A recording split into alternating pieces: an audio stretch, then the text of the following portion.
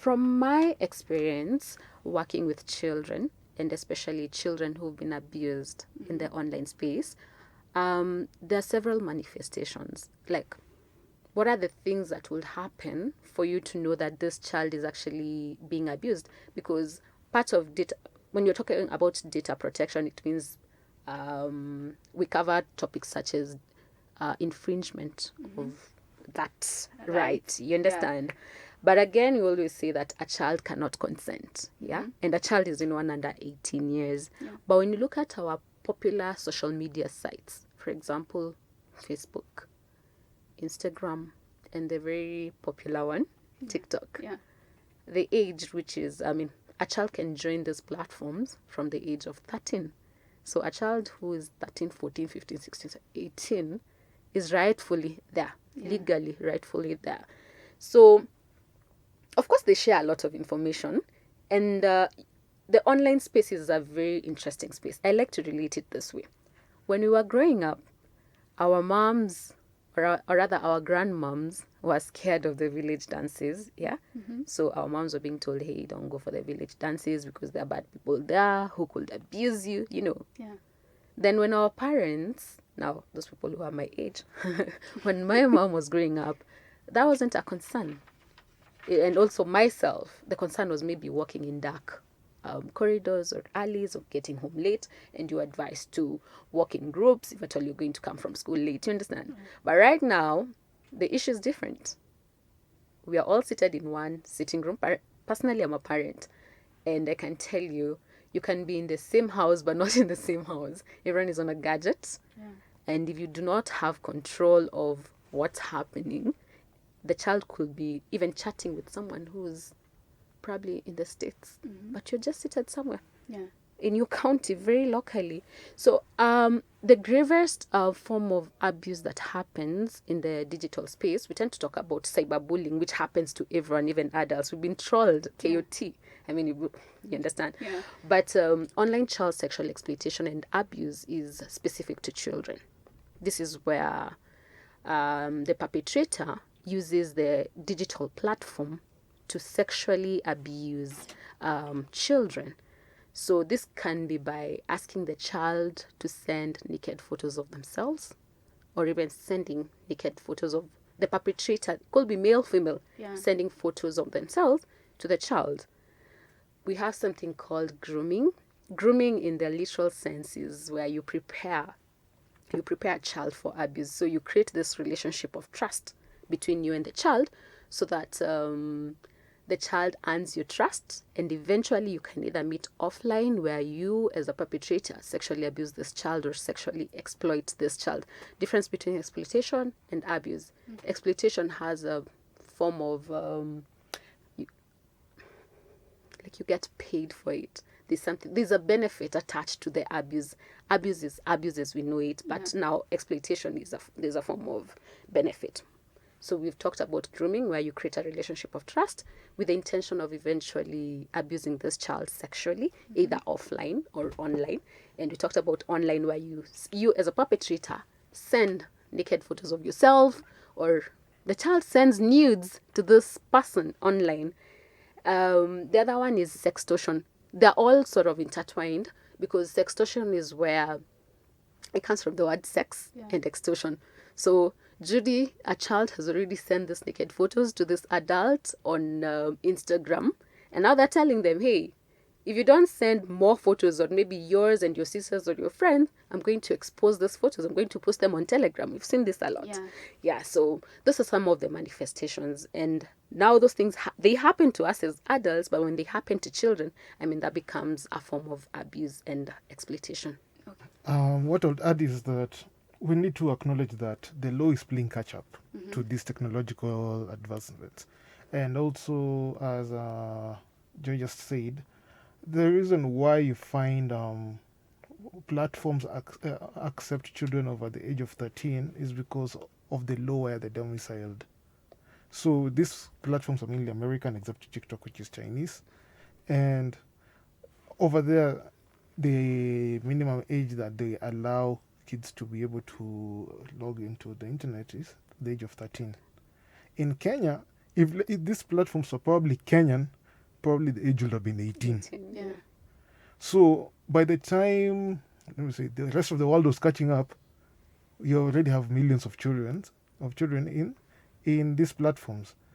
Now it's about, okay, people are already online, people are already creating careers out of this. We have seen kids with YouTube, with TikToks making money, and they have been able to do something with their lives online. So that being the case, there are still dangers of these children being online, and that's why now the law is trying to play catch up and to set ways in which we can protect children from exploitation, from cyberbullying, cyber harassment, and it. While there's the aspect of privacy and data protection, we need to acknowledge that also there's the cybercrime aspect of it, and like the law like this Computer Misuse and Cybercrimes Act has really, really strong provisions to deal with such. Yes. Okay, so just to take you back, Kidogo Joy, you've talked about the way grooming happens and someone like feels, okay, I'm in love with this person. This is a teenager. Yep. I'm in love with this person, so why should I not share my nude pictures with them? Then this person, on the other hand, is there like cyberbullying them. And if you look at the Data Protection Act, we have now the Data Commission. Like, this is where we have their office. So are there any measures that have been set to ensure that these particular people, because these things are done openly. When you go to Telegram, there are people that own those accounts or those groups where such things are being shared. Has anything been done to such people yet? Let me check that. Yeah.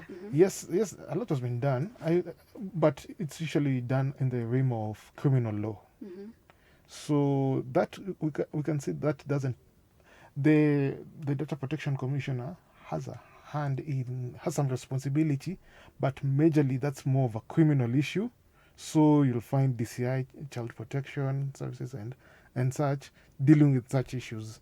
And we have seen reports of people being arrested and arraigned in court for abusing the internet, for trying to exploit minors, and the government is really, really serious on this.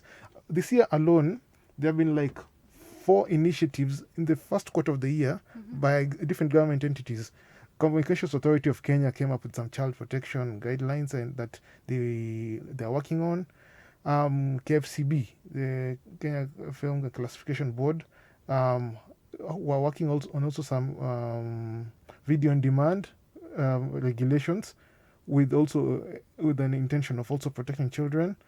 The Children's Act was amended and was signed into law recently by the president, and it strongly has provisions on child protection and especially privacy in this digital age. So you can see that the government of Kenya has really, really gone hard into and is intentionally in protecting children, and that's why we're even here to discuss about it, because it's something that is a priority. And maybe to add on what the government is doing beyond what my colleague Frank has mentioned, when you look at the Communication Authority, which is the regulatory authority, it has the SOP, standard operating procedures, for reporting these cases of online abuse against children. The department, nowadays it's the Directorate of Children's Services, which is mandated with all issues child protection in Kenya, recently launched the National Plan of Action to tackle online child sexual exploitation and abuse that will run from 2022 to 2026. So in here, it calls upon all stakeholders. If you know, everyone is a stakeholder. Me, you, the children themselves. Everyone has a role in protecting the children, protecting themselves and protecting other children, and us as adults, as now the other stakeholders, protecting the children. So that there's the NPA on OCSC, there's the standard operating procedures, there's under the National Police Service, we have the Directorate of Criminal Investigation. Within the Directorate of Criminal Investigation, we have a section, or will I call it a division, that purely deals with online abuse against children. It's in South B, yeah. So they have a child protection unit where you can report the cases, they investigate, they rescue, You're linked up with counseling services. Still, the government, through the Directorate of Children's Services, has a national toll-free line. The way we have 999 for police emergencies, we have a number 116 where you can report anything to do with child abuse, and the counselors there are trained to take up online child abuse cases. And lastly, because I know there are so many measures, we also have the Communication Authority on their website. When you go to their website, they host the KSAT. This is the Kenya Computer Incidents Response Team, KSAT. When you go there, you can paste the URL of the page or a link to the page where you saw that content on child abuse. Then they take it down and do the investigations, because on the back end, this is just the DCI doing the job. I wanted to ask a question about the Huduma number. Did it go against the rights of children in terms of their privacy on data protection? Because adults most of the time, you know the difference between right and wrong. So if you give your data willingly, at times it can be used against you or somewhere. But children do not have that understanding of knowing, okay, this person is taking my information, but for what purpose? So that's why I'm bringing the Huduma number thing, because it also involved children.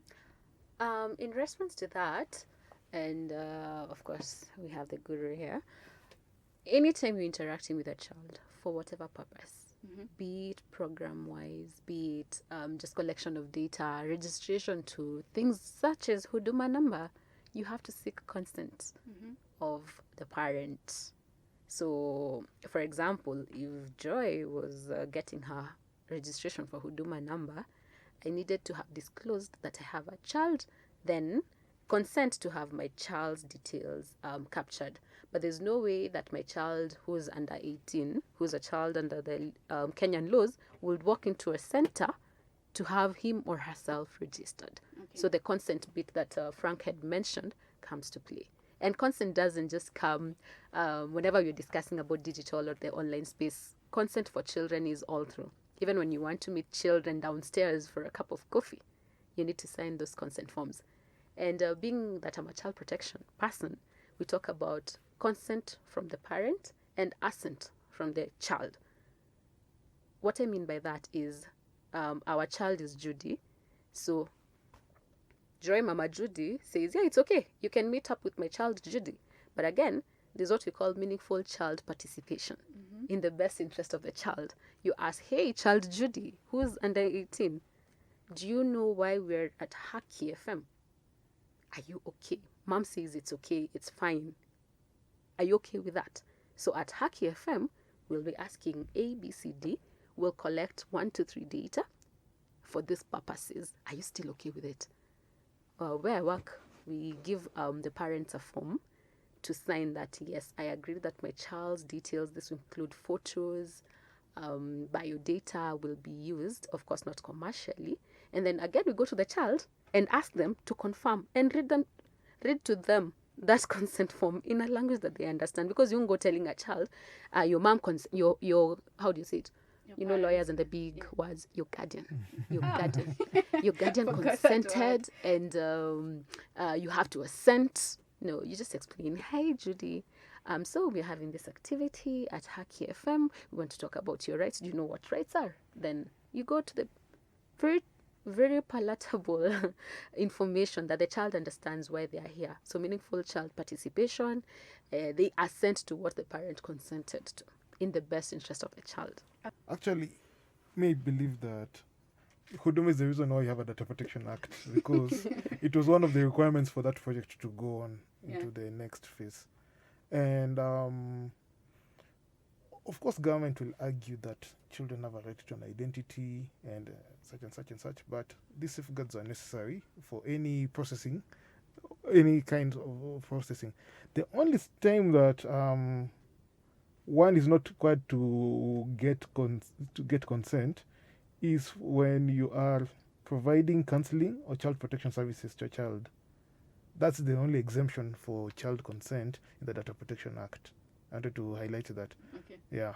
But basically, you're supposed to always get consent and age verification and systems.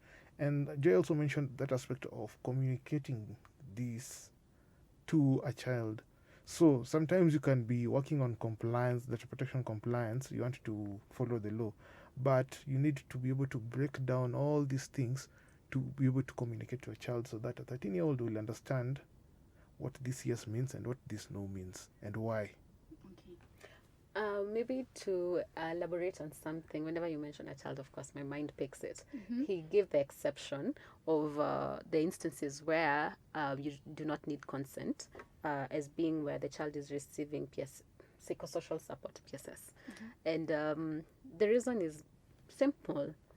The abuser could be the parent. And when you look at the data that is collected by the Directorate of Children's Services through the National Helpline, the number one perpetrator is the parent, father, mother.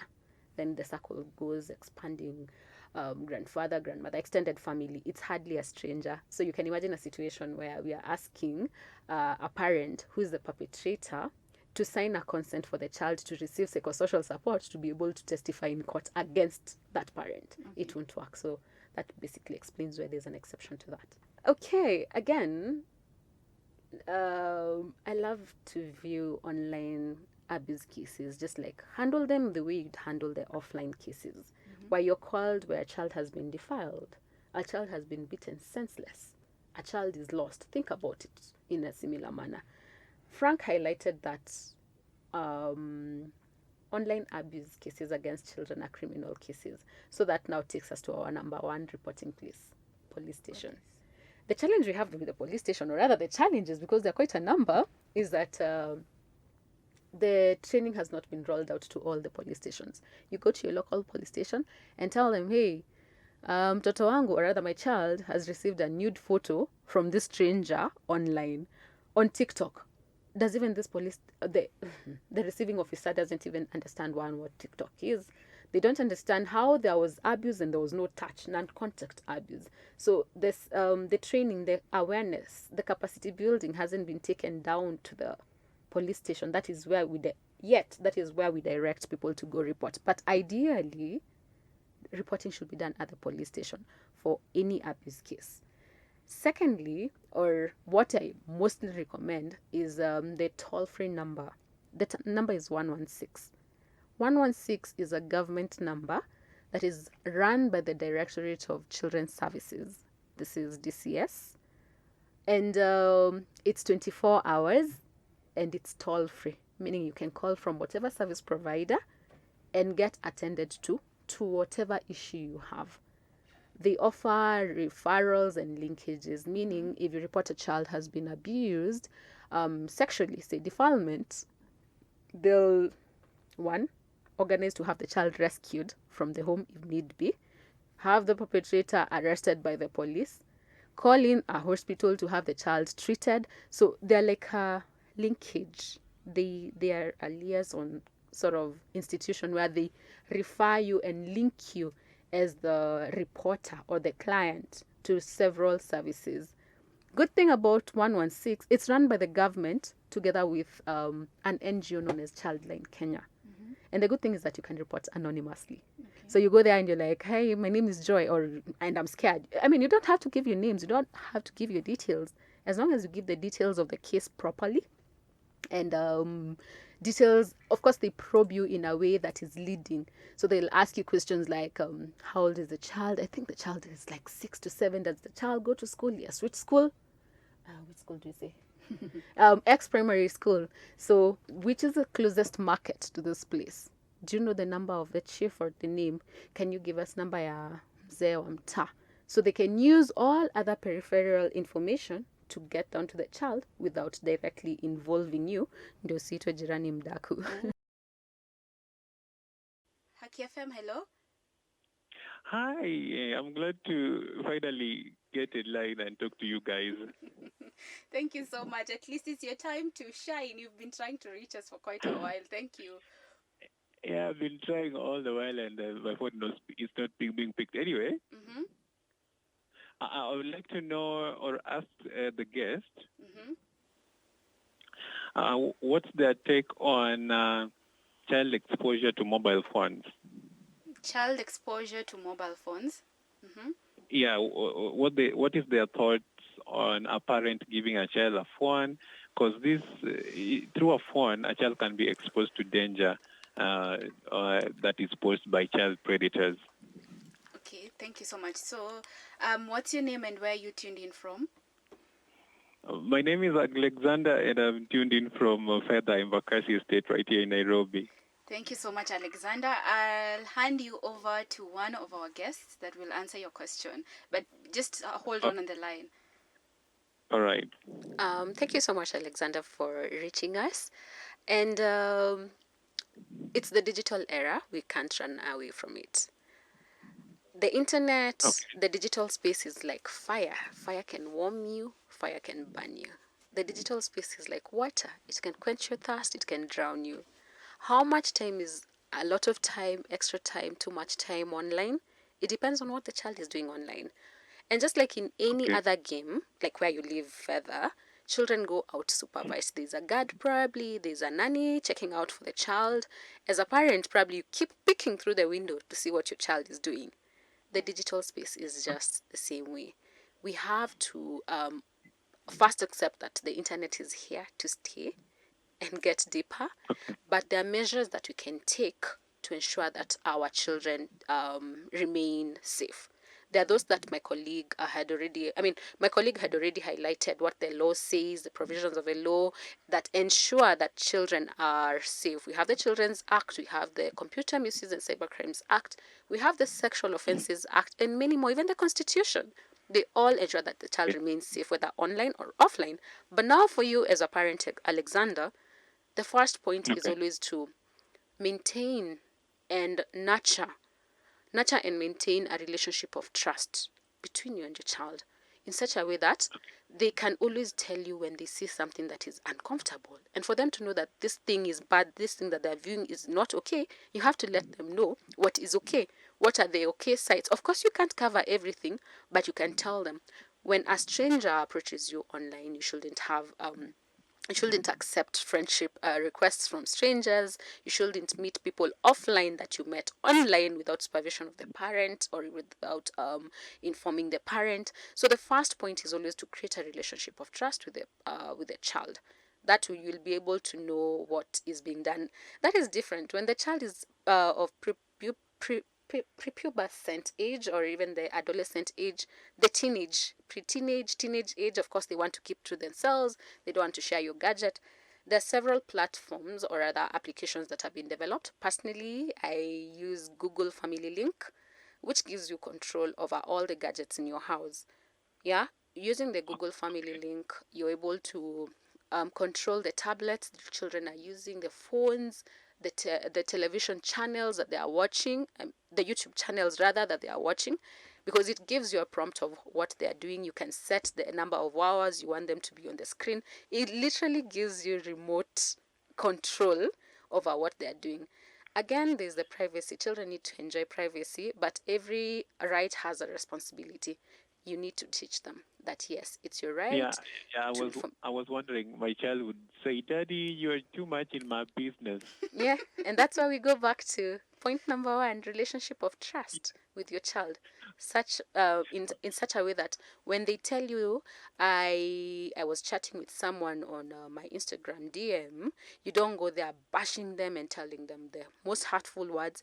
It's good to explain. Why is it wrong? You just don't give the wrongs without, telling them that it's wrong, never do this, never do that, without telling them the repercussions and why it's wrong. Yeah. I'm sorry we've lost him. But that was a very good question, Alexander. Thank you so much, Alexander. If you're still tuned in, thank you so much for choosing Haki FM as your number one legal station. Continue streaming hakifm.or.ke. Then on WhatsApp, I see Millie is asking, he's saying, great show. Can the guest talk about people who post videos or pictures of their children online for whatever reasons? What does the law say about this? Frank, question to you. That's a very interesting question. And as I said earlier, the law is still playing catch up.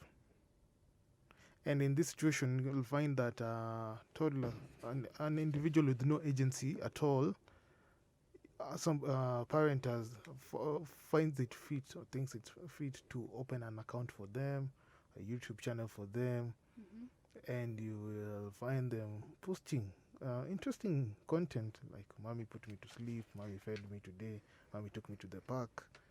We all know that the child never reached the such stuff. Yeah. And courts around the world are still grappling with such issues because, especially, we need to acknowledge, like Facebook started was open from around 2007, 2008. That's when people started picking it, and now the children who were born around that time, we can say that somebody who was born at that time and then their parents opened an account for them. They haven't gotten to 18 yet, especially like in Kenya. Yeah. But there's that aspect of what if later on they don't like this. It's still a legal issue that we are debating on and researching on and trying to find out what's the right position. Does a parent have a right to do this? Is it in their best interest? Okay. Because you might find this child might grow up and maybe they're even introverted people. They never even Exactly. want any of their data outside there. So in regards to, it's still on the same question, but Yeah, just to add, as I've said, and that is why the law has some safeguards, including the right to deletion, erasure, rectification, and you as a entity that collects this information, if you get a request, let's say from a teenager, please help me take down this content, you have to do that because this will be a child exercising their right. okay. Yeah, probably this was content that was posted of them, and as she said, they might not have the right to consent, but they have to assent. Yeah. They were not comfortable with it, but they couldn't communicate it. They were Yeah. under two. Yeah, so I really love that you mentioned best interest of the child. As a parent, are you doing this in your interest or in the best interest of the child? I know the answer is common amongst as well. Yeah. There's even an aspect of commercial exploitation because it's through these followings on TikTok, on Instagram, on Facebook, they get the deals.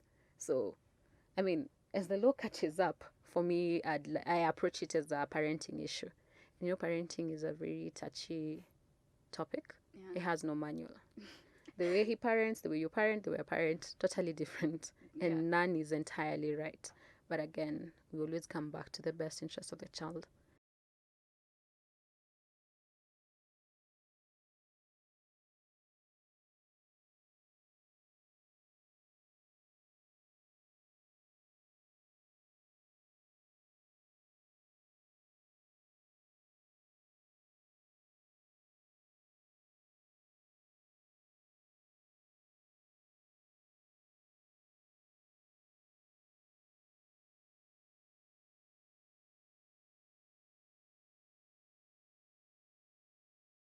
We have good laws.